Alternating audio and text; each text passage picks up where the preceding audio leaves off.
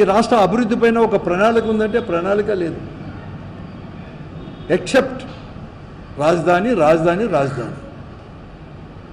మేమేం రాజధానికి ఏమి వ్యతిరేకం కాదు, చేస్తామన్నారు కదా, చేయండి అంతేగాని.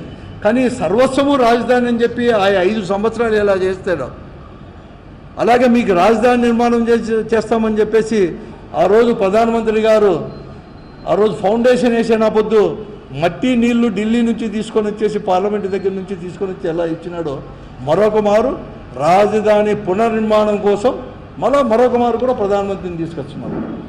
అదే ప్రధానమంత్రిని ఫౌండేషన్ వేయించి ఈ ప్రధానమంత్రి అనేవారు ఏమీ కానీ చేయలేదు అని చెప్పేసి రద్దే చేసుకున్న వాళ్ళు, పొత్తే రద్దు చేసుకున్న వాళ్ళు ఈరోజు మరొక మారు కూడా ఆ పార్టీతో పొత్తు పెట్టుకునేదే కాకుండా అధికారంలోకి వచ్చిన తర్వాత మళ్ళా రాజధాని పునర్నిర్మాణం కోసం ఏ నమ్మకంతో మళ్ళీ ప్రధానమంత్రిని పిలుస్తున్నారో అర్థం కాలని పరిస్థితి. ఆ రోజు ఎందుకు మాట్లాడినా అటువంటి విషయంలో ఈరోజు మరొక మారు ఎందుకు పిలుచుకొస్తున్నారో ప్రజలకు జవాబు చెప్పాల్సిన బాధ్యత ఈ కూటమి ప్రభుత్వం పైన, ముఖ్యంగా ముఖ్యమంత్రి చంద్రబాబు నాయుడు గారి పైన లేదా అని చెప్పి నేను అడుగుతాను. చెప్పాల్సిన అవసరం ఉంది కదా. ఆ రోజు 38 కోట్లు 50 కోట్లు అన్నాడు, ఈరోజు 1,00,000 కోట్లు ఎందుకు అవుతుంది అనేది కూడా చెప్పాల్సిన అవసరం కూడా ఉంది కదా. ఈరోజు కూడా మరొక మారు కూడా భూమి ఎందుకు కావాలి 44,000 ఎకరాలు అని చెప్పి చెప్పాల్సిన అవసరం కూడా ఉంది కదా.